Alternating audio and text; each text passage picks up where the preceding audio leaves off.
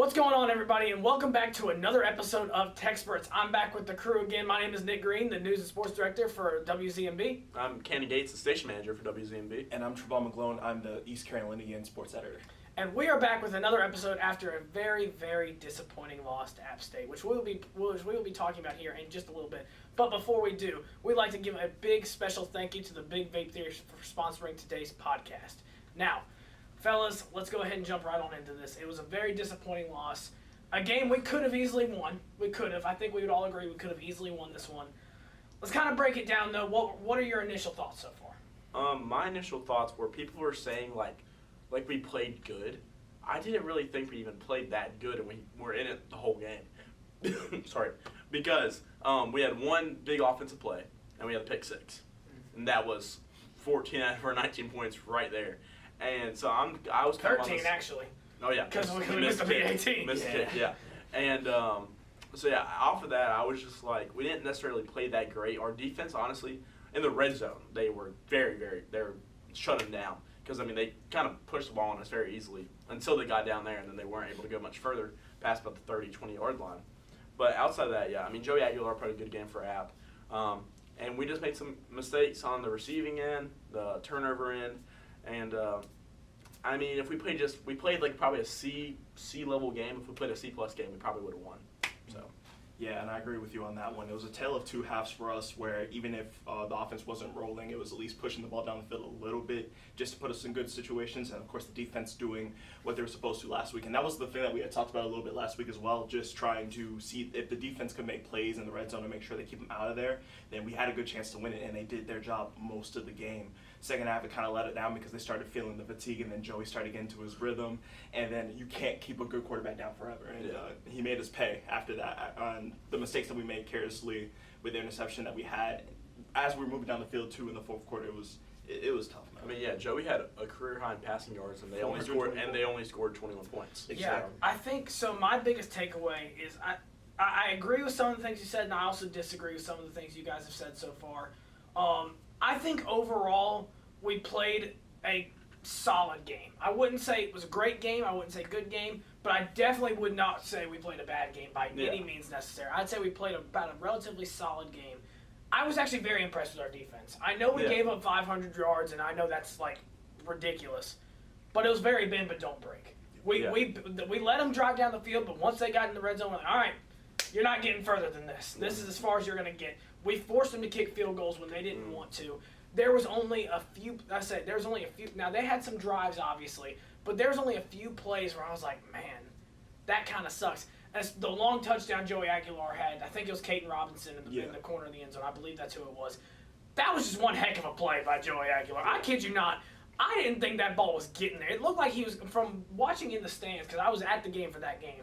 Watching in the stands, it looked like he was just trying to throw it up and away, and next thing you know, it was caught for a touchdown from what it looked like. So it was just, that's a heck of a play by Joey Aguilar there. I'm not mad at our defense for giving that one up.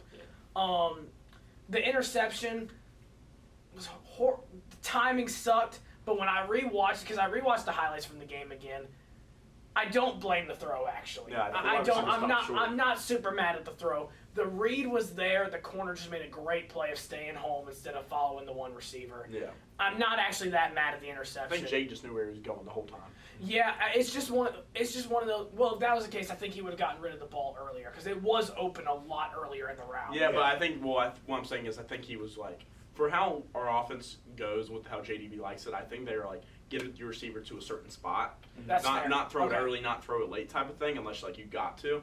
But so I think in that circumstance, that's why. It was just, I mean, I think overall, I was actually very pleased with Jake Garcia's game. Yeah, no, because it was it was the first time I would say he played a relatively clean football game. We had the one interception, which I just said I don't think it was his fault that much. I don't blame him too much for the interception here. We had the one fumble by Chase Sowell that really hurt us. That one, yeah. And those two turnovers really hurt because they were on drives that we were moving the ball really well, and we could have potentially at least gotten a field goal out of those, which would have put us on top. Yeah. There's also one other play I want to talk about. First of all, our defense, I'm very pleased with the way our defense played.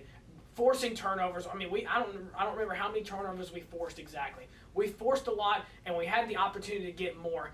And the one play that still is going to haunt me for a while is when Gavin Gibson had the interception at the end. He had it. Yeah. Because if he caught that ball, there's nobody between him and the end zone. He was 100%. going for a pick six, and that would have won the game. Yeah. So if he catches that ball, and I don't blame Gavin Gibson. Gavin Gibson has been fantastic for us all season long. Appreciate It's one mistake. I promise I'm not putting any hate on you whatsoever. I have no issues with you. It's one mistake. It happens. It just it hurts because it was right. The game was in our hands, and it bounced off him and ended up being an App State first down, which was a huge. I don't remember if that was on third down or what. I think Oh, it yeah, was on third down. I think it was on 6. third down too, actually. But I was also very pleased with the pressure we were able to get to force Joey Aguilar to make some of these The throws thing is, to like, get these interceptions. with Gavin right there, I think like he knew. Oh, and that's yeah. why it was so like he was back here trying to catch the ball. Yeah. Like he knew where the ball was going the whole time. He knew exactly where the And ball was going, he just was and early. and honestly, I think he was just looking towards the end zone. He wasn't Yeah. even thinking about making the catch. It was more of I've got a pick six in my hands, Yeah. and he was thinking 2 steps ahead, and he didn't secure the Would catch. have been second of the year for him. And it would have been, and it would have been that. Oh man, that would have been a huge Yeah. pick six right there. That would have. I mean, I'm not trying to paint on. Oh, no, Gibson, no. I'm not hating at all. It but- happens. But that would have won the game. It would have. That It would've would won have. the game. Because the way our defense was playing, they wouldn't have gotten back in the end zone. Yeah. Not back in the end zone. They might would have gotten a drive down the field, but they wouldn't have gotten back in the end zone. Yeah, and we had the opportunity to still, and just for clarification, yeah, we did almost have that interception by Gavin. That would have been great, but we also did give up that. There was another conversion they ended up making to get us to Yeah. our timeouts too. So Oh, it's not yeah. just all on him. Oh no, absolutely. Yeah. We had an opportunity after that to get a 3 and out and force them to kick a field goal and get the ball back, and we didn't do that. It's So just the play that's going to be in people's minds. yeah, that's gonna be the one that's gonna haunt them because of how close it was and to the app winning the just game. guy just went Yeah. laid out. That's gonna be the one play that everybody's gonna remember, but it's not at all on Gavin Gibson. Please do not take that way. I don't blame him whatsoever. I bet as soon as Joey threw it, he was like, "Oh snap!" Yeah. And then Yeah, he the guy got is- the first time. He was like, "Oh, okay, let's keep Yeah, going." he threw it and panicked because he was like, "Ah, crap!" Like he thought that was it. Yeah.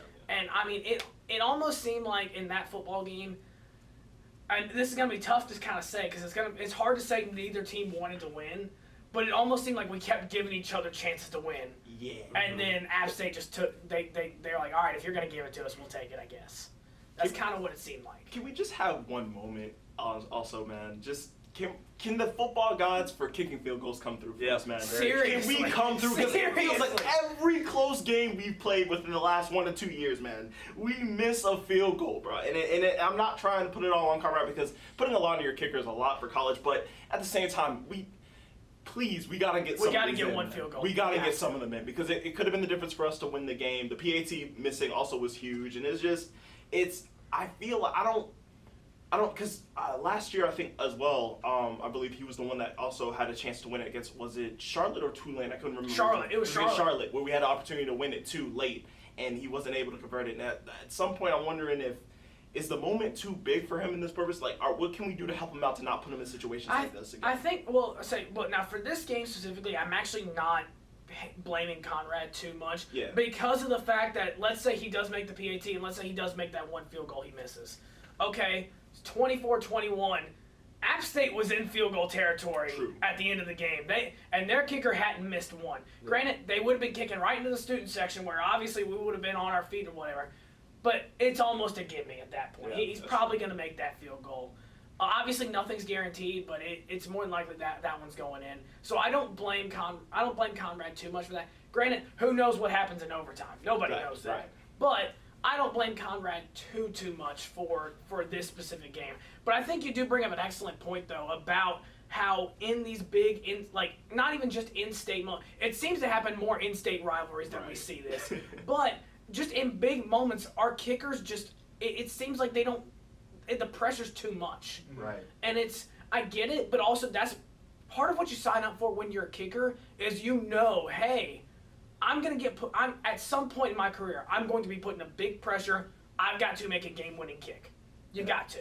I agree, and that's more of like the line I was looking for too, Yeah. in terms of like it's getting to a point where we know that we're relying on you sometimes when the offense isn't moving the way that it should be, and this year I think we'll have different because our offense has been better, so much Yeah. better than it was last year. It's not going to be the same thing, and I think he will come through. and get it better. But it's just something that was pondering on my mind. Absolutely. Last couple of Now, I weeks. do want to ask you guys, because I know we've all, like, the past few episodes we've talked about Jay Garcia and, like, how we're like, man, he's got to clean up the turnovers. And in my opinion, anyway, I'd say he cleaned it up pretty well against App State.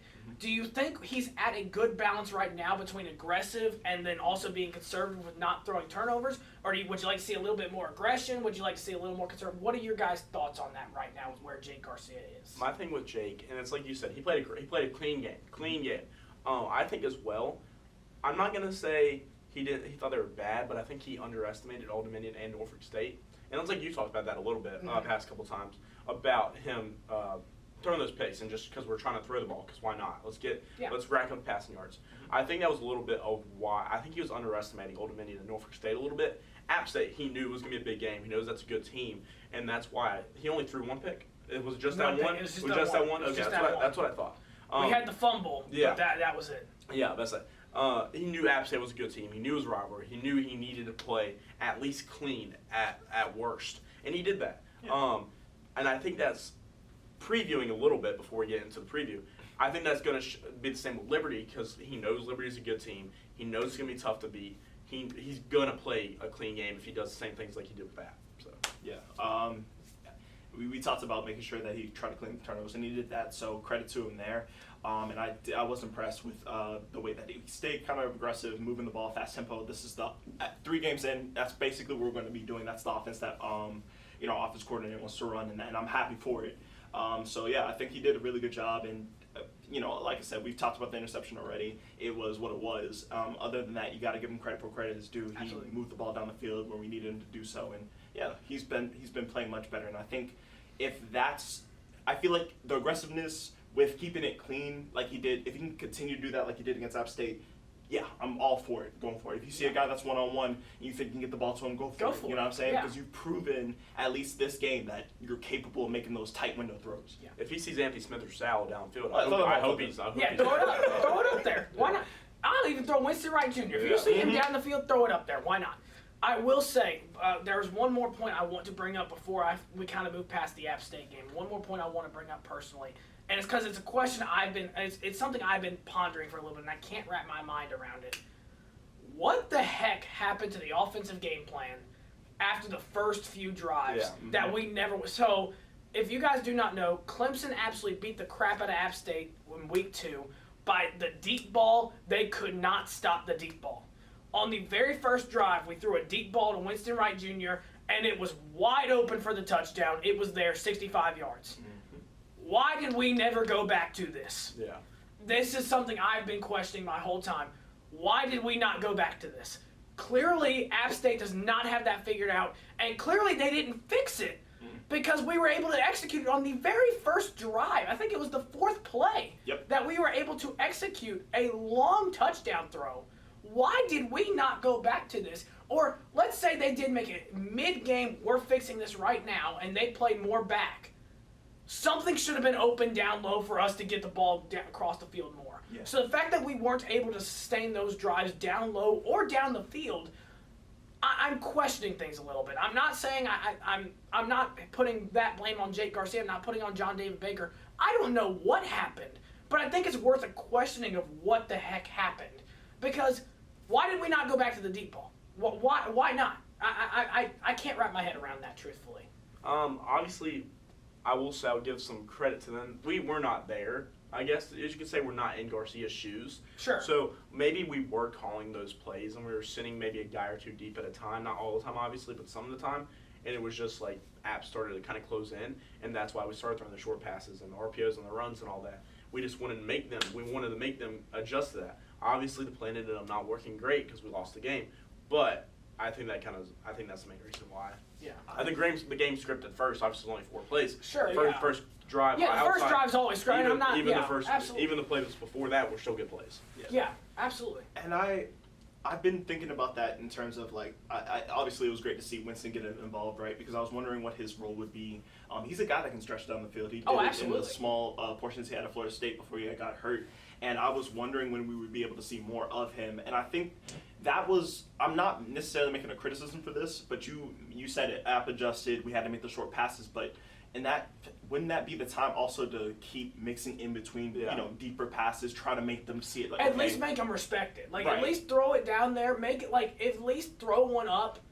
Maybe have it incomplete, like throw it out of bounds where it's either receiver or nobody. At least make them respect the deep ball. Well, I think they did that a couple times. I think they tried to go at least to the sideline a couple times. I know they did at least once to Anthony Smith. I know they did. Try to. And that one was there too. Yeah. Mm-hmm. On that, I know exactly what play you're talking. That one was there. That one looked like a miscommunication between Jake Garcia and Anthony Smith. Jake Garcia thought he was going to keep on going, Jake Garcia thought he was going to cut back. And Anthony Smith just kept on running. Well, I think, and also JDB's offense, I mean, obviously we don't know fully. I think it's a lot of option routes, and I think that might have been why Anthony might have thought he had him deep. Jake might have thought he had the cutback. Yeah. So. Oh, sure, and I'm not blaming the miscommunication. That's just what it looked like to me anyway. From my experience watching football, it looked like there was just miscommunication on that specifically. Yeah. Any other thoughts on the App State game before we start previewing Liberty? I know there's a lot to unravel. Sad. So. Just sad. Very I want to see the run game get a little bit more Yeah. involved throughout things because we got guys that can do it. Harris as well. He got involved obviously, but I mean like. I would love to see Bond and Montgomery get it because they're speedy guys. Like Harris is a pound back. He can go out and break things like you saw against ODU, but like we have speed options or guys that can get maybe involved in pass game. I will say App State's run defense did a great job of containing Raji Harris. Especially after the first quarter and a half. Yeah, absolutely. They did a really good job of containing him. I've got to give App State credit for that. I also got to say, we have to get better at covering the tight end. Their tight end, Eli Wilson, that was the matchup. 87? Yeah. That was their matchup all day. Yeah. That was their matchup that they kept exposing all day. We couldn't cover it. That was who got the touchdown. That's who got their 2-point conversion. And whenever they needed a big play on third down, who were they looking at? They were looking at number 87. That's who they were going to. The touchdown didn't make me mad. The 2-point did because I don't remember who hit. Oh, yeah, somebody Joey. hit Joey Aguilar late afterward on the first one.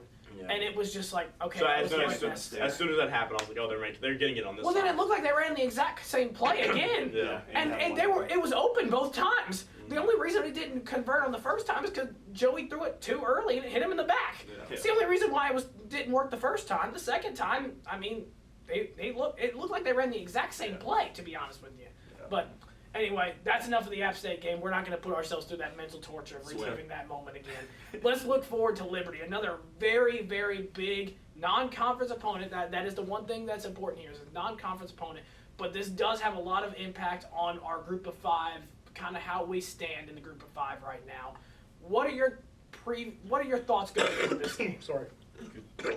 So basically, what I'm thinking is, Liberty is tough. They got a good quarterback. The head coach is very, as well. He's very experienced, and their defensive line is front. I think Matt Houston also said in the press conference leading up to this week that they're going to send pressure. They're going to bring guys and we're going to feel pressure. I think it's going to be it's going to be really close to the App game where it was like the pressure's going to get there. Maybe a little bit better, I think. So that's something I'm looking forward to. How does the offensive line hold up with that? Can we give Jake time to make his reads like he usually has been this season? Can the run game help him out there? These are the things that I'm kind of looking forward to looking at. Yeah, no, I think you're exactly right. Caden Salter and Jamie Chadwell, this is a great 1-2 punch. Yeah. Quarterback head coach combo for Liberty, and it's gonna be a tough game. I'm excited for it. Sold out crowd up in Lynchburg. If you can make the drive up there. Absolutely. But yeah, it's gonna be a tough one, like you said, just because they've been a tough team for the last couple of years. Malik Willis and now Salter. Salter can move. He can move. Salter's a fantastic. A QB spy is gonna have to be on Salter the whole time. I'm gonna assume it'd probably be on.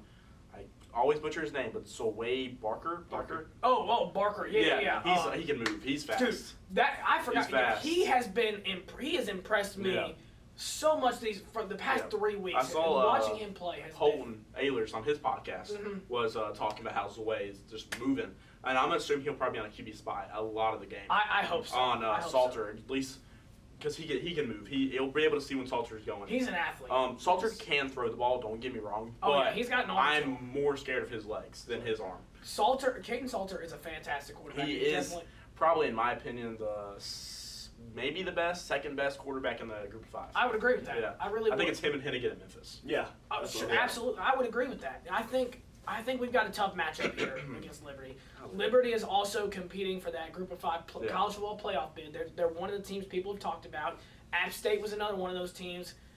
Liberty's won. Boise State's won. There's a few teams that have been thrown around. Northern Illinois. I say NIL is starting to get in NIL. That's I didn't even mean that. Northern Illinois. Yeah. Northern Illinois, or NIU. Sorry, not NIU. Yeah, so NIU. I don't know why I said UNLV. Yeah, Memphis UNLV. should be up there too. Memphis. For sure. Yeah. But yeah, no, they said there's a lot of teams that are up there for the college football playoff bid. But Liberty's another one. And so I think if we want to consider ourselves one of the bigger names in the group of 5, which is where we want to be. We want to be in one of the bigger names in the group of 5, which is where we have historically been. I understand in recent years that's not where we've been, but historically we've been one of the best group of 5 teams. I mean, we've been ranked. We've gone to Virginia Tech and beaten Virginia Tech. Right. We've done a lot of different things, being one of the better group of 5 teams, and I think we've got to get back to that point, and if that's where we want to be. And this game is going to be huge in defining that for us. We have to go into Liberty and kind of make a statement. This is not going to be the same rivalry game that we just had against App State. The emotions are not going to be the same. Right. Well, is it going to be an emotional game? Sure, it probably will. Every game's going to be an emotional game. But it's not going to be the same level of emotions. That crowd is going to be nothing compared to what our crowd was on Saturday afternoon. And that's nothing against Liberty. It's a sold-out crowd over there. But that ain't going to be what Daddy Ficklin was on Saturday afternoon. And so I think at this point right here, we have to go in and be like, okay, it's a whole new week. We're 2-1. We're still in a good spot. I'll tell you right now, 2-1, I'm still very satisfied with where we're at. We said at the beginning of the year, if we finish this 4-game stretch 3-1, we are completely satisfied with how the season started. If we can come into Liberty, knock them off, and finish 3-1, I'm very excited for how the rest of this year looks. You're right. We have to contain Caden Salter. That offense is very, very lethal. We have to contain that. However, our defense is very, very lethal. Yeah. This will be a fun matchup of best on best with their offense going against our defense. And I'm actually genuinely, as a football fan, I'm excited for this matchup, truthfully. I'm an ECU fan. I'm excited for it. As a football fan, this is what you want to see. It's going to come down, this game is going to come down to, can our offense put up enough points against their defense to win the game? That's what it's going to come down to. We know their offense is going to have big plays. You know our defense is going to have big plays. But can our offense do enough to win the game? That's what this game is going to come down to. I don't remember my prediction off the top of my head, so I'm going to have to look back on my phone in just a second. If you guys remember, we'll go ahead and start the predictions for this week. If you remember. Gotcha. I agree with the point that you have made. It's going to be I think it's going to be an offensive shootout, honestly. They've got a quarterback that can run. They've got the ability to be able to do what they can. I'm going to say 30-27 to ECU. I think our offense is going to want to be hungry. We know that was a letdown, and I think, like as we talked about very early first episode we had this year, if we were going to get in a situation where we could be 3-1 going into it, these are some of the hardest games that we have to play on our schedule. Obviously, Army and a couple of other teams down the line are going to give us trouble. But like I said, we are really good with the schedule here. Going out 3-1 would be huge, and I know that they want to keep themselves in contention to not just be a group of 5 team coming in like the playoffs, but having a chance to win the American. You know what I mean? That's huge. Absolutely. So hopefully 3-1 gives us a chance to build momentum going forward. I think we'll win. Yeah, no. So my thing is, I just wanted to pull up Liberty so far this year, and honestly, I was kind of surprised looking at this because I'm pretty sure I read they had the softest schedule in all of D1. Yeah. Campbell, they beat 41-24. Okay. Nah. Not super impressive. New Mexico State 30-24. Okay. Yeah. New Mexico State's quarterbacks at Vanderbilt. I don't know how they're doing. Yeah. And they beat UTEP 28-10. Yeah, UTEP ain't good. I mean, Sorry. I'm just looking at that. If you're looking strictly off that, you're taking the Pirates, in my opinion. And I'm going to take what Nick said. It's their offense going up against our defense. And I think that's going to be the main factor in this game. And that's why I'm going ECU 24-20. Because, like you said, defense versus offense. And I think our defense can win that battle. If Salter's challenging our guys, Ravel, you ain't challenging. Don't throw the Ravel. Do not throw the Ravel. He made Joey Aguilar pay to throw the Ravel. Do not throw the Ravel. And the thing is, on that one, it was just like that was a fantastic play. Dude, no. Siobhan Revel on that play, if you guys haven't rewatched that play, I encourage you to rewatch it. Siobhan Revel was not in a good position to make that play when the ball was thrown. That's an NFL type. That is a fantastic recovery, breakaway, and that speed to get in the end zone was just incredible. Yeah, they said it on the broadcast, but that's top play that's top player that's gonna be playing on Sundays. Absolutely, yeah. absolutely. Yeah, for sure. But yeah, I'm taking ECU 24-20. I like Nick said, defense versus offense. I think here, and I think our offense can do enough to win this game. So absolutely, I completely agree. I think what I said is I think it's going to be ECU 28-24. I like your prediction of 24-20. I like it a lot because I do think it will be a lower scoring game. You sent your prediction first. I had to change it up a little bit. All right, That's always what happens. It's like we always have the same kind of mindset. It's who sends it first, and the other one has to change it up a little bit. So I was like, all right, I'm going to say 28-24. I think this week we'll kind of find a better balance with Jake Garcia, finding a better balance between aggression and conservative. I think we'll find a good balance there between Jake Garcia. A little bit more against Liberty's defense, which I don't know much about it, but I mean they've put up some. They've allowed some points. Mm-hmm. So against some not so great teams. 24 to Campbell. That's what I'm saying. 24 to Campbell. I think we're better. Our offense is much better than Campbell. So I think we can go in there. I think we can put up some points. So I'm gonna say 28. Yeah, UTEP's 0-3, and they let up. I mean, they were still 28 to 10. Exactly. Yeah, so I'm gonna say 20. I'm gonna say 28-24. The Pirates are gonna come away with this one. Yeah. That being said, thank you guys so much for watching this episode of TECspertZ. It really means a lot. We'll be back next week to continue talking about We'll talk about what just happened in Liberty and preview our next game. So thank you guys so much for tuning in. We'll see you guys next time. Until then, go Pirates.